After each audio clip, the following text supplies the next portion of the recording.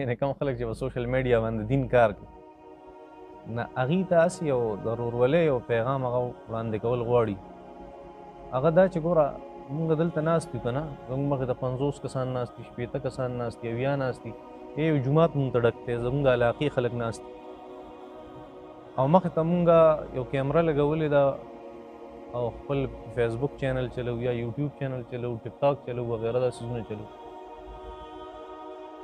نو په دې کې دا احتیاط پکار چې دا خو یوازې د هغې علاقې خلک نه ګوري که نه ستا دا خبرې علاقې خلک خو ستا دا خبرې نه اوري یوازې دا خو چې په دنیا کې په کم ملک کې هغه خلک په یو ژبه باندې پوهېږي نو دا څیز هغه اوري نو ته چې کله سوشل میډیا ته مخې ته کښېنې نو دا سوچ مه کوه چې زما مخې ته صرف د شیرګړ خلک ناست او د دیر او د باجوړ او د سوات خلک ناست دا سوچ کوه چې دنیا ټول خلک ما په دې وخت کې اوري نو ته به بیا داسې مسله چېرته هم نه کوې چې هغه د دایرې نه باري دا یوه خبره دویمه خبره ده چې داسې قسمه خلک دي یعنې زموږ پیټي بند دي که نه دین کار کوي په سوشل میډیا باندې کوي یا درس قرآن کې درس حدیث کې تقرونه وغیره هغې اپلوډ کېږي هغوی ته پکار دي چې هغه اختلافي مسلې بلکل نه چیړي زموږ چې کوم مکتبونه دي که نه اهل حدیث دی دیوبندیان دي دغه دي جماعت اسلامي دي دغه شانتې پنجپیریان دي بریلیان دي دا ټول مکاتب دي په دې مکتبونو کې که هر یو سړی یو مسله وړاندې کوي نو د دلیل په بنیاد وړاندې کوي نو د دې چې خپل منځ کې کومې اتفاقي مسلې دي هغه په لکونو دي په څو دي په لکونو او چې کومې اختلافي مسلې دي هغه ټولې 100 نه دي 50 نه دي 10 نه دي نو ته خامخا هغه 10 مسلې هغه اختلافي راوړاندې کوې خلکو ته او هغه 1 لاک اتفاقي دي پرېښي نو چې کوم هوښیار خلک دي که نه د هغوی په ذهن کې به دا خبر راځي چې دا سړی د دین اسلام کار نه کوي دا چېرته چا هایر کړی دی چا دله ټاسک ورکړی دی او دا د غیرو اعلی کار جوړ شوی دی ځکه چې لاک اختلافي اتفاقي مسلې پرېږدي لاک اتفاقي مسلې پرېږدي او 10 اختلافي مسلې چیړي او دې نه پته لګي چې په دالو کې څنګه بل شانتې دانې شته که نه دال میں کچھ گلاتی دانے بھی ہے داسې به ووایو دا معلومیږي دی نه انتهایي احتیاط پکار دی په دې باندې ښځه اوس راځو خپلې مسلې ته لومبۍ خبره خو دا ده چې نیت وایي د زړه ارادې ته بس ته د کور نه را روانې یا چارندام اودس دې وکړو او جومات طرف ته راځي بس تا دا خبره وکړه چې یاره زه به اوس مونځ کومه فرض مونځه بس دا خبره کافي ده ستا هغه دومره نیت کافي دی زړه اراده دې ته نیت هغه چې کوم فرض نیت دی هغه دا دی واجب نیت چې کوم دی فرض شرط چې ورته مونږ وایو هغه دا څیز دی دا یوه خبره دویم په خوله باندې نیت ویل نه په خوله باندې نیت ویل دې څوک هم په امت کې قایل نشته چې دا یا واجب دی یا فرض دی یا سنت دی زیات نه زیات چې کوم حنفي حضرات دي احناف مسلک والا ناغي وایي که چېرته د اطمینان لپاره چې سړي ته مطمئن شي سړی په خوله باندې نیت ووایي نو په دې کې څه قباحت نشته جایز دي صرف د جوازه پورې خبره ده چې دا څیز جایز دی اهل حدیث حضرات وایي چې دا یو نوی کار دی په دین کې او په عبادت کې نه دا بدعت دی دا خبره هغې وکړه خیر دا اختلافي مسله شوه او چې چېرته هم اختلافي مسایل راځي په هغې کې گنجایش د امت لپاره نو تا بدعت وي خو چې څوک داسې کوي نه هغه ته ته بدعتي مه وایې کوم چې ستا د مکتب سړی ستا د مکتب سړی نه دی هغه ته بدعتي مه وایې ولې ستا د مکتب چې کوم انسان دی د هغه په نس دا بدعت دی د بل په نس باندې او د هغه په قواعدو کې او د هغه چې کوم اصول دي د هغه د مکتب په هغې کې خو دا بدعت نه دی که نه داسې نه ده د خپل مکتب سړي ته ته بدعتي ویلی شي که هغه چېرته په خوله باندې نیت وي خو چې ستا د مکتب نه بار سړی دی او هغه دې ته جایز وي نو ته هغه ته بدعتي نشي ویلی ځکه دا خو یو اختلافي مسله ده او اختلافي مسله چې چېرته هم راشي د هغې په شا باندې دواړو طرفونو ته دلایل موجود او چې دلایل د دواړو طرفو نه راغله په دې کې ګنجایش او نرمي پیدا شي یو انسان په یو طرف باندې بیا عمل کوي او هغه د هغې اصولو پابند دي ځان یې پابند کړی نو هغه ته ته غلط نشي ویلی دا مسله دا خو یوه خبره بل دا چې یو انسان هغه را روان دی او داسې وکړي چې امام ته 2 رکعاته کړي او 2 رکعاتو نیت پسې تړي او دی وایي په دې حاضر امام پسې 2 رکعاته مونځ کومه سوري 4 رکعاته مونځ په دې حاضر امام پسې کوم. نو دا خو دروغ وایي، ولې په ده پسې خو 2 کوي.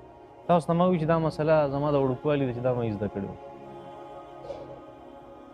نو تاسو ته ما وایي چې یو جمله کله د عربۍ راځي، که د انګلیش راځي، که د پښتو راځي، د هغې دپاره د هغې ادب زده کول هغه ضروري. د هغې چې کوم اصول دي هغه زده کول ضروري. اوس ته چې دا خبره کوې غوږ کښېږده چې نیت مې کړی، زه په خپله په خوله باندې نیت نه وایم، صحیح ده، بس په زړه کې چې کومه ارادي د مانځه بس هغه کافي ده. ځکه فرض فصل هغه دی که نه، دا خو صرف جایز دي که په خوله دي وي، څه نقصان نه. تاسو چې ډېر خلک هغه په خوله باندې نیت کوي، نو هغه څنګه وایي؟ نیت کوم د زړه د اخلاصه 4 رکعاته فرض 4 رکعاته فرض مونځ ادا کوم په دې حاضر امام پسې. چا پسې؟ په دې حاضر امام پسې. نیت کوم د زړه د اخلاصه. ګوره جملو دغه ته ګورئ، نیت کوم د زړه د اخلاصه 4 رکعاته فرض مونځ ادا کوم په دې حاضر امام پسې. اوس د دې 4 رکعاتو تعلق د څه سره دی دا پېژندل غواړي. د دې 4 رکعاتو تعلق د مونځ سره دی، د امام سره نه دی. لکه زه تاسو ته عربۍ کې ویم، اوس پرته نورم اسان شي. عربۍ کې د یو ضمیر یا یو لفظ یا جار مجرور هغه یو طرف ته تعلق دی. لکه یو سړی په عربۍ کې وایي نویتو ان اصلي 4 رکعات بهذا الامام. بهذا الامام چېرته راغی؟ په آخره کې. اوس دا وایي چې 4 رکعات 4 رکعاته مونځ کوم، دا د دې تعلق دی د اصلي سره. نویتو ان اصلي 4 رکعات، دا 4 رکعات متعلق دی چا سره؟ د اصلي سره. نو بهذا الامام خو وروسته دی د هغې سره د کوم ځای کې تعلق. یو سړی چې جومات ته راننوځي او فرض که په خوله باندې دا نیت ووایي یا په زړه کې داسي چې زه په دې حاضر امام پسې 4 رکعاته مونځ ادا کوم، نو 4 رکعاتو تعلق د مونځ سره دی، د اصلي سره دی، د صلات سره دی، د امام سره نه دی. دا خو یوه د علمي یو پوینټ و چې هغه مې درته ذکر کړو. صحیح ده. او دا د عام یو چې د کومه د انسانانو ژبه یو په خپله ژبه او د هغې په اصولو پوهېږي، بس هغه په دې څه پوهېږي. دا اسانه خبره ده. داسې ده. دویم راځو احادیث مبارکو کې نبي کریم صلی الله علیه وسلم فرمایل، د بخاري نه والا نسائی شریف او ابن ماجه پورې، سوري بخاري کې هم دی، نسائی شریف کې هم دی، نور صحاحو کې هم دی، مسانیدو کې هم دی، سننو کې هم دی. دا روایت نبی علیه الصلاۃ والسلام فرمایل صحیح حدیث دی. نبی علیه السلام فرمایل چا چې یو رکعت را لاندې کو د ټول مونځ را لاندې کو، من ادرک رکعة من الصلاة فقد ادرک الصلاة. چا چې یو رکعت را لاندې کو نو ټول مونځ را لاندې کو. نبی علیه السلام دروغ وایي، نعوذ بالله من ذلک. ګورئ که نه، څومره اسانه خبره ده. ته چې دې سړي ته دروغجن وې چې په امام پسې خدای 4 رکعاته نه کړي، دا خو د نبي علیه الصلاۃ والسلام یو فارموله ذکر کړې ده، ته هغې ته دروغ وې. ته ډېر په غلط ټریک روانې، په صحیح ټریک باندې نه روان. ډېر په ادب سره او ډېر په احترام سره دا خبره. دا دویمه خبره شوه. درېیمه خبره ده چې ته دې نیت ته وایې چې دا سړی په دې خپل نیت کې چې په خوله یې ویلی کذاب دی. نه که دغه ستا په نیز باندې خو په زړه کې نیت ټیک دی که نه، په زړه کې خو ستا په نیز هم جایز دی او زما په نیز هم جایز دی. ته هم ورته فرض او واجب وي، زه هم ورته فرض او واجب یم. نه که فرض کا یو انسان را روان دی 2 رکعات شوي دي او هغه په زړه کې دغه نیت وکړي چې په دې امام پسې 4 رکعاته مونځ ادا کومه او 2 ترې شوي دي، نو دی کذاب شو، کذاب نه شو. بیا خو هغه زړه والا نیت والا هم څه شی دی، کذاب دی. روغه خبره ده، دې کې څه نشته. چې خولې والا کم نیت کوي هغه زړه والا هم کوي که نه. نو چې خولې والا کذاب شو، دروغجن شو، زړه والا کذاب نه شو، هغه خو د هغې نه زیات دروغجن شو. ولې د ژبې خبره دونه مضبوطه نه ده کومه چې زړه هغه مضبوطه ده. ژبه خو صرف ترجماني کوي. دا روغه مسله. داسې قسمه مسلې په سوشل میډیا باندې وړاندې کول پکار، ځکه چې خلک هم شکونو او شبهاتو کې وغورځېږي او دویم ما ته هم غټه مسله جوړه شي. ځکه د میسجونو دا انبار او دا باران په ما باندې جوړ دی. وخت رحمان خبر دا شړق را باندې جوړ دی. نو داسې نه پکار او خلکو ته بیا دا محسوسېږي. ځینې ډېر خلک یي که نه، مونږ خو داسې روغ شانتې خلک یو که نه، خو چې کوم لږ وهمي سړی هغه وایي که زما ټول عبادتونه تلي سر یې خوړلی. نو چې کوم وهمي خلک وه تا تباه او برباد. انتهایي په ادب سره انسان له پیله د یو خبرې د هغې تحقیق پکار دی، د چا سره مشوره پکار ده او د هغې نه پس یو مسله هغه پکار ده. او په داسې انداز کې چې هر مکتب والا زما دا مسله اوري، یوه هر مسلک والی اوري، هر سوچ والی اوري، هر فکر والی اوري. او دنیا په ګوټ ګوټ کې خلک کوي. دا سوچ کول پکار دی دې سیس مخې ته راچې لګېدلی دا مسله ده. دویم یو عجیبه خبر هغه تاسو سره شیر کوم، هغه دا چې دا څونه اختلافي مسایل دي رفع الیدین کړي دي یا نه دي کړي، امین په تیز ویلی، امین رو ویلی، بسم الله د قرائت نه مخکې د قرآن نه مخکې تیز ویل رو ویل، دا څیزونه امین په صورت فاتحه په امام پسې شاته ویل نه ویل، دا ټولې مسلې دا په دین اسلام کې دن نه دي. دا د نبی علیه الصلاۃ والسلام اداګانې دي. الله جل شانو چونکې ټولې محفوظ ساتلې او په هر ادا کې مختلفه فایده و د امت، نو نبی الله جل شانو محفوظ او ساتلې، نو امت په دې لارو چې روان دی کوم چې قرآن او سنت کې دي، قرآن او حدیث کې دي، نو دغه ټولې لارې ټیک دي. یو سړی امین په تیزه وایي که امین په سلو وایي، یو سړی هغه د نامه نه لاندې لاس دی او که یو سړی په سینه باندې لاس دی، یو سړی رفع الیدین کوي که یو سړی رفع الیدین نه کوي. دې کې څوک هم چاته غلط نشي ویلی. ولې دا خو چې کومو صحابو دا کار کړی دی رفع الیدین یې کړي، دا هغوی ته غلط نسبت کوي که ته وایې چې رفع الیدین والا غلط، او کومو صحابو چې رفع الیدین نه دي کړي او ته وایې چې رفع الیدین نه کول غلط دي او دا د پیغمبر مونځ نه دی، دا خو ته صحابه کرامو ته ګوته نیسي. نو ټولې اداګانې د نبي کریم صلی الله علیه وسلم دي. او نبی علیه الصلاۃ والسلام اصل کې نبی علیه الصلاۃ والسلام دا اعتراض څوک نه کوي. نبی علیه الصلاۃ والسلام ستاسو پیغمبر کې یو ورځ دا کوېسچن شوی و چې ستاسو پیغمبر آیا اختلافاتو له راغلی و او ټول دین به په یو طریقه ښودلی او ټول به په یو طریقه روان و، نو اوس د مختلفو څلورو پنځو طریقو څه ضرورت و؟ په یو طریقه به وه که نه. ستاسو پیغمبر وایي نعوذ بالله دې له راغلی و چې خلکو کې اختلافات پیدا کړي، انسانان یو بل کې ونښلي، دا دې دپاره راغلو. نو ما جواب ورکړو دې خبرې چې نه داسې مسله نه ده. ګوره نبي کریم صلی الله علیه وسلم که د هغه د طرف نه مختلفې مسلې راغلي دي، نو په دې کې په خپل خپل ځای باندې جدا جدا فایده وه، ځکه دین اسلام خو مکمل دی که نه. نه کله یې زمانې ته کتلي، دا زمانې مطابق یو سړي ته مسله ښودلې، کله یې د یو انسان طبیعت او مزاج ته کتلي، د هغې مطابق هغه ته مسله ښودلې، کله یې حالاتو ته کتلي، د هغې مناسب نبي علیه الصلاۃ والسلام یو مسله وړاندې کړې، کله یې محل وقوع ته کتلي، د هغې مطابق خلکو ته مسله وړاندې کړي، کله د انسان حافظې او ذهن ته کتلي، د هغې مطابق ورته مسله وړاندې کړي، کله د انسان تقوا پرهیزګارۍ ته او د انسان مستۍ ته کتلي، د هغې مطابق یې مسله بدله کړې نبي علیه السلام. نو که دا مختلفې مسلې نوې راغلې، نو دا خبره بیا موږ نه شوه کولی چې الیوم اکملت لکم دینکم. الله جل شانو چونکې دین مکملو، نو مختلف څیزونه الله جل شانو راټول کړه او یو جامع دین هغه موږ ته الله جل شانو پیش. د دې د وجې نه اختلاف دي. اوس د هغې اختلافاتونه چې نبي علیه الصلاۃ والسلام د یو فایدې دپاره یو مسله مختلف ذکر کړې وه، د هغې نه جدا جدا مسلک جوړ شو، د هغې نه جدا جدا مکتب جوړ شو. یو وایي زه په حق یم، یو وایي زه په حق یم، بل وایي زه په حق یم، هغه وایي زما سوک کابلی دی، بل وایي چې زما بیجر ورکوي، ستا بیجر نه ورکوي، او بس دا یو لویه مسله یې جوړ کړه. حالانکې زموږ د سهولت او موږ ته یو ګنجایش راکړو شریعت، دا ټولې ستاسو د سهولت مسلې دي او د هغې نه جدا جدا مکتبونه جوړ او یو په یو باندې ګمراهۍ فتوا، یو ته ګمراه وایي، بل ته بدعتي وایي، بل ته ملحد وایي، بل ته زندیق وایي، پته نه کم الفاظ دي او دا ډېر غلط الفاظ دي. حدیث شریف کې راځي دا خیر دی یو بیاس جوړو ما کې دې زه په غلطه باندې یم، یو بنیاد د تقدمه او ډېرو احادیث مبارکو کتابونو کې دا حدیث نقل دی، صحیح روایت دی مختلفو الفاظ سره. نبی علیه الصلاۃ والسلام فرمایل اټول راټولو او خلاصې راته یم، چا چې خپل یو مسلمان ورته کافر وي دی کافر شو، چا چې خپل یو مسلمان ورته کافر وي دی کافر. نو کافر خو یو لویه درجه ده که نه، دین لاندې درجې چې هغه به هم دسي.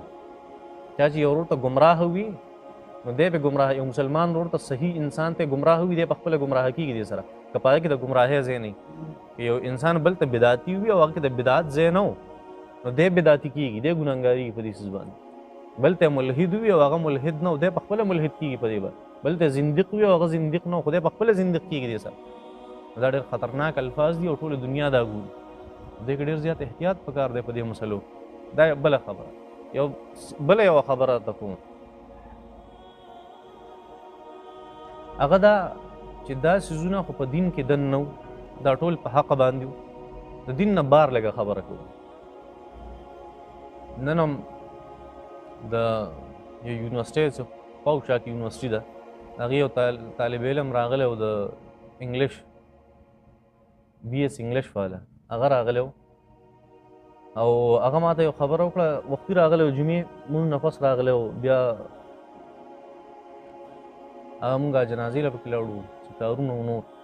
بس د هغې د وجې ما ټایم ورنه کړو. بیا مازدیګره پورې سهار و، هغه مازدیګر مونځ نه پس خالد ما ته وي چې کس ناست دی او هغه میلاویږي. ما سره کېناست، هغه ډېرې عجیبه خبرې وکړې. هغه وي اولنۍ خبره خو دا وکړه چې پته نه لګي چې زه لا څنګه یم، روح راکې نشته، انتهایي ګمراه شوی یم، انتهایي خراب شوی یم. وایي دا څو کاله یادول پته نه لګي، څو کاله پس مې د جمعې سره نن لمونځ وکړو، څو کاله پس د دې علاقې سړی دی، څو کاله پس مې وایي دا جمعې سره نن لمونځ وکړو. ولې وایي په یونیورسټۍ کې موږ ته په BS انګلیش کې داسې تیریز، داسې نظریات، موږ ته تیوري وایو، داسې نظریات راته پیش کړي او داسې کتابونه او داسې لټریچر یې موږ ته مخې تږدلی دي چې نن زه دې حد ته را رسېدلی یم چې زه ډېر بېچینه یم. او ستا مخې ته ناست یم، ما ته وایي خو زه ګوره یاد ساته الله نه منم. څه نه منم؟ الله نه منم. دنیا کې چې دا انسانان اوسېږي دا ترون ان دي. ترون ان دا مطلب دی چې دا دنیا ته راغورځولی شوي دي. د دې په شا هېڅ طاقت نشته، خدایي طاقت نه منم، الله نشته. دویمه خبره جنت او جهنم نه منم، دا نشته، دا څه ډرامې دي. صحیح ده. دریمه خبره هغه که چېرته الله ای، که چېرته الله ای، نو بیا زما سوچ او نظریه او عقیده هغه دا ده چې الله جل شانه څنګه مسلمان بخي دغه شانتې د هندوستان هغه هندو به هم بخي. دا خبره وکړو. خیر یو مختلفې خبرې هغې وکړو. ما نیمه ګنټه ځان سره کېنه او نیمه ګنټه نه هم تقریبا کم څونه اشکالات و که نه په هغې 100% مطمئن شو. ما ته که نور سوالونه کوم بیا کولی شم که نه. ما چې د مازدیګر ماښام په منځ کې څه ټایم راتلی شي او کوم قسم کومه نمونه سوال دي هغه راوړه زما مخې. دا ناست و، خالد ناست، جاوید هم ناست، څنګه ناست، نیمه ګنټه کې هغه ختم، کیسې ختم. پوهېږې په دې باندې د یونیورسټۍ طالب علمان دې حد ته ورسېده او موږ مولیان په دې پسې نښتي یو چې په جرابو مسه جایز ده که ناجایز ده. موږ په دې پسې نښتي یو رپولیدین وکړو که رپولیدین ونه کړو. موږ په دې پسې نښتي یو چې په خوله نیت ویل بدعت دی او که دا جایز دی، په دې باندې جګړې کوو. موږ په دې پسې نښتي یو امام پسې شاته فاتحه ویل جایز دي که ناجایز دي. دا کوم طرف ته موږ روان یو؟ آیا په دې باندې نومې مسلمان په دې باندې نه پوهېږي چې د زموږ دا کار غلط دی؟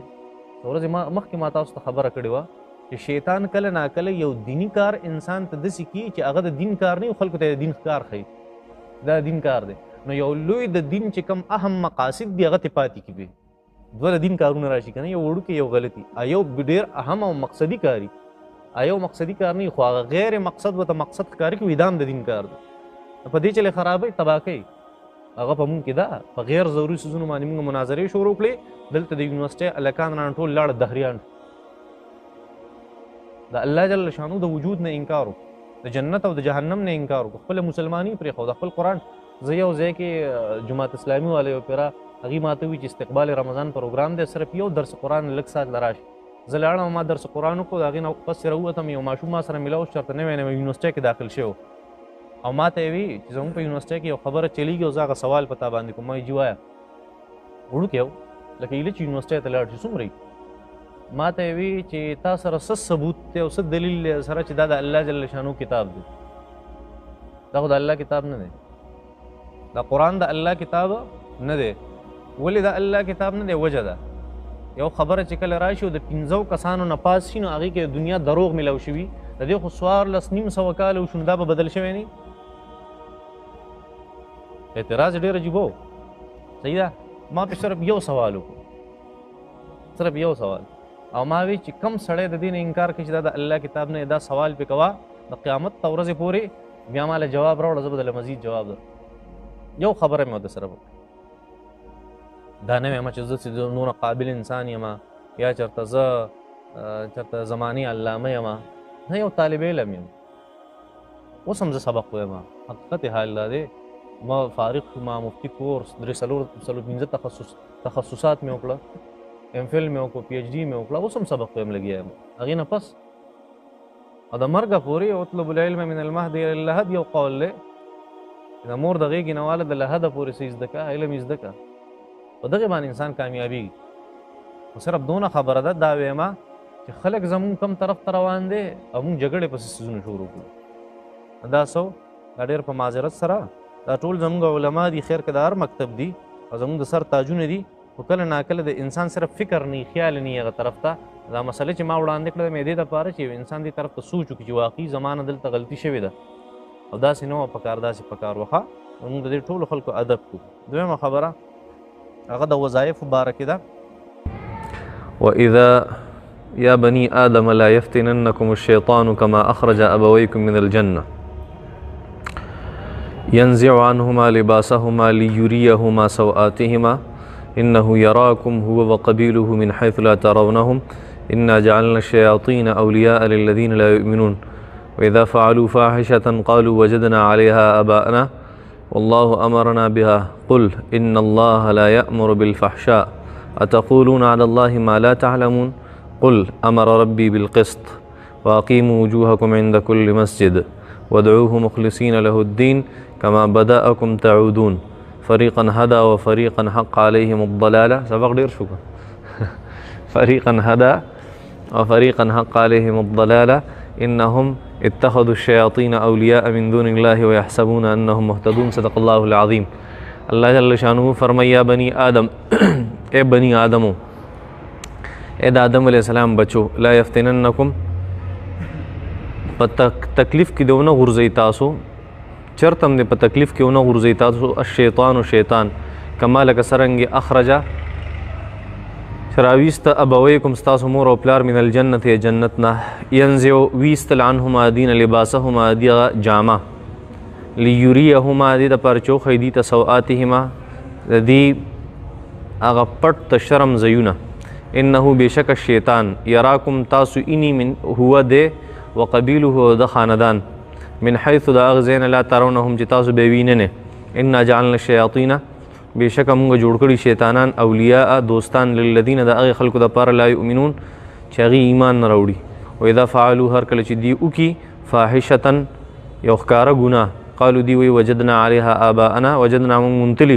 علیها پدی باندې آباءنا خپل پلاران والله امرنا بها والله والله جل شانو امرنا بها حکم کړه مونږ تر دې به ہے قل وتو پیغمبر ان الله بشک الله لا یامر چاته حکم نه کې بالفحشاء د غلط کارونو اتقولون آیات سوا علی الله فالله باندې ما هغه صلی تعلمون چې تاسو تم پته نشته قل وتو پیغمبر امر ربي امر حکم کې ربي زما الله زما رب زما تربیت کون کې بالقسط د ښه کارونو د سمو خبرو د سمو کارونو واقیموا وجوهکم واقیموا او تاسو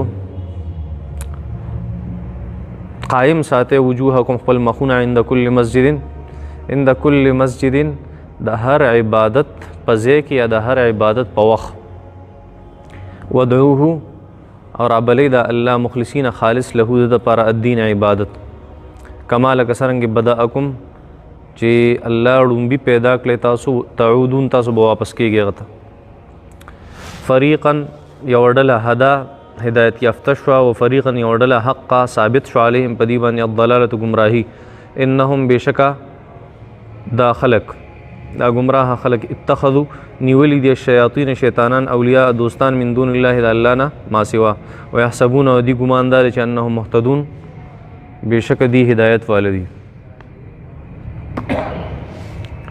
ها ادونه ډیر سبق پسند غوايو ځانو الله دې پکې خیر واچي. لومبه خبره دا پرونم ترجمه شوی یا بنی آدم لا یفتننکم الشیطان. مقصد د دې آیت مبارکه څه دی؟ لومبي دا وایي چې آیت مبارکه آسان شله لا یفتننکم الشیطان په فتنه کې دی نه ورځي تاسو شیطان مطلب ہے شیطان دیتا تاسو په تکلیف کې اخته نه کی چر مصیبت کې موانه شي اے د آدم علیہ السلام اولاده الله شیطان چرته تاسو نه کی فتنه کې منورځي په شدت کې منورځي په تکلیف کې منورځي.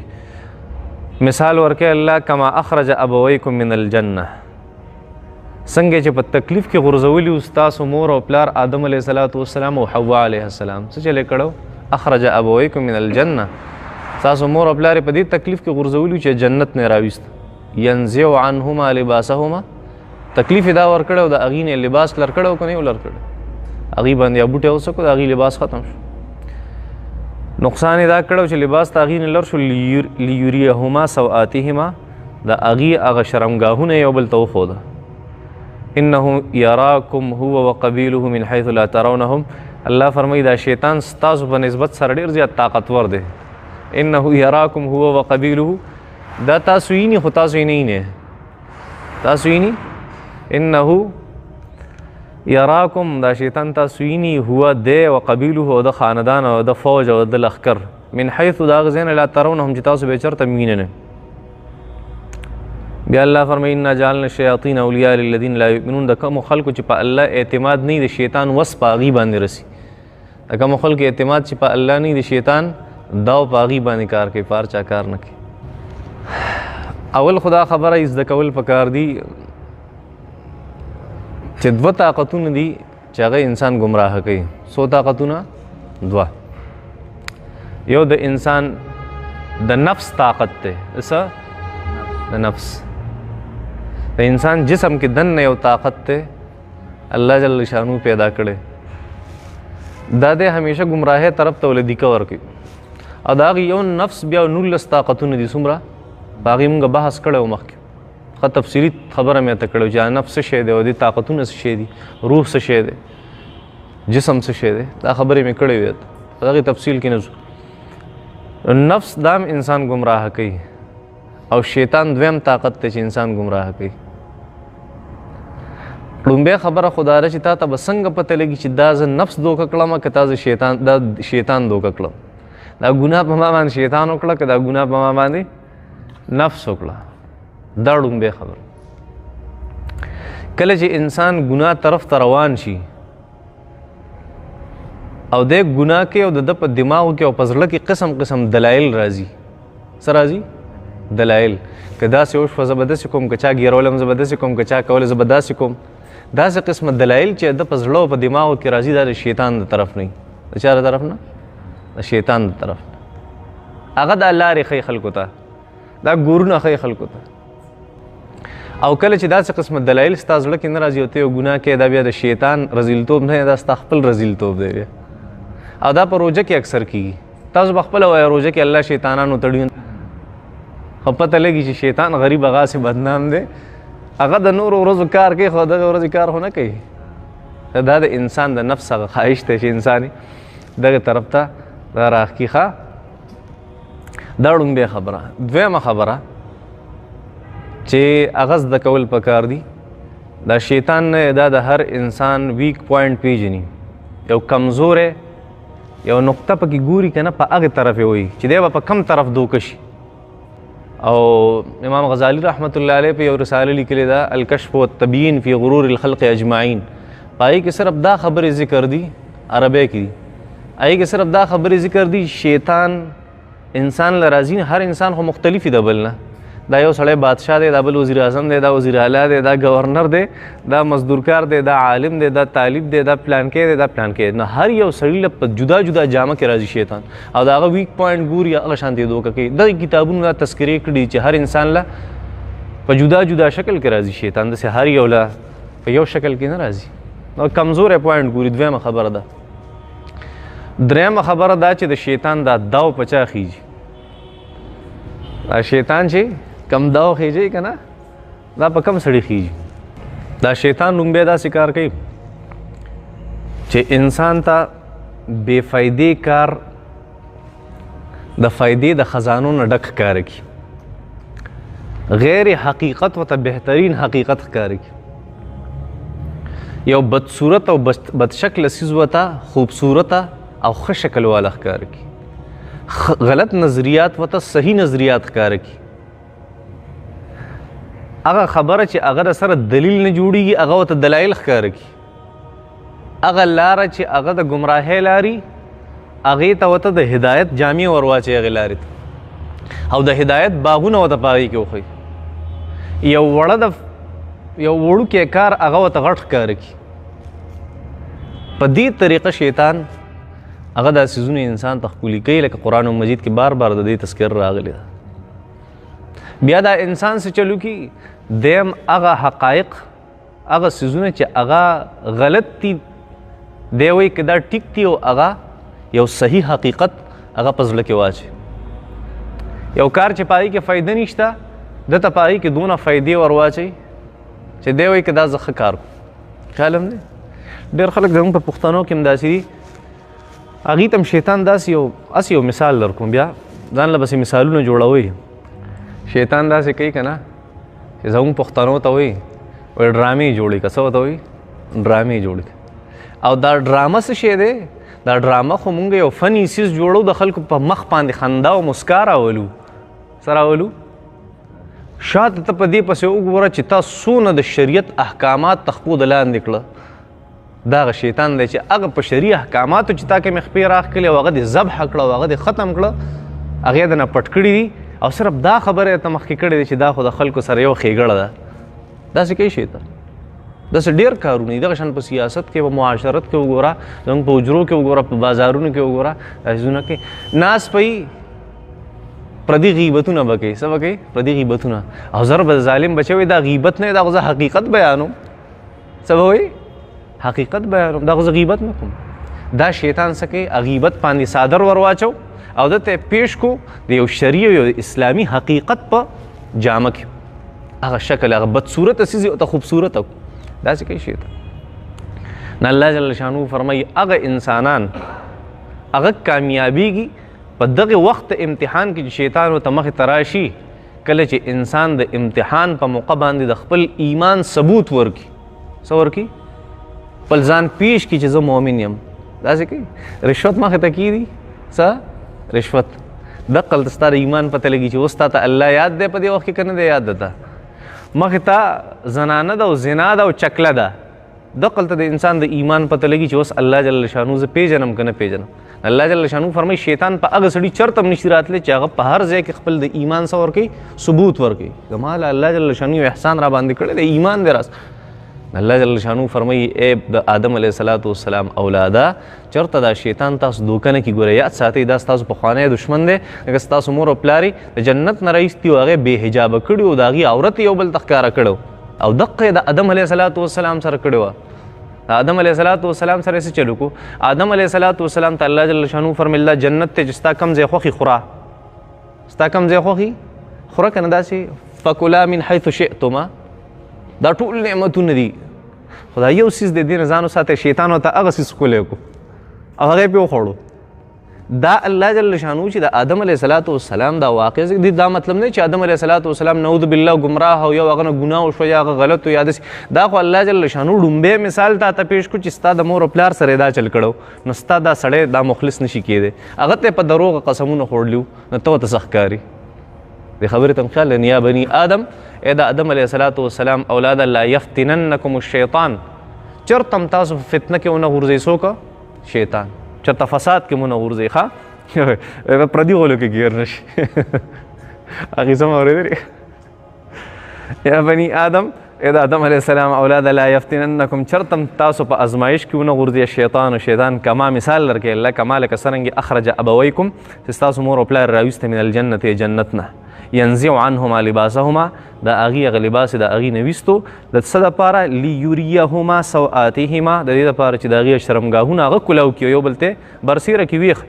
انه یراکم هو وقبیله من حیث لا ترونهم الله جل شانو فرمایي دا شیطان د داسې طرف نه تاله راځي چې ستا په وهم و ګمان کې هم نه چې د کوم طرف یې ووالم انه یراکم هو وقبیله دا شیطان او د لښکرې تاسو اینی من حیث لا ترونهم دا هغه ځای نه تاسو ته دوی نه ښکاري انا جعلنا الشیاطین اولیاء للذین لا یؤمنون بېشکه مونږ شیطانان د هغې خلکو دوستان ګرځو چې لا یؤمنون په چا اعتماد نه په الله جل شانو باندې اعتماد نه سبا به انشاءالله په دې باندې خبره کوو چې دا مونږ ته شیطانان ولې نه ښکاري او مونږ ورته ښکارو صحیح ده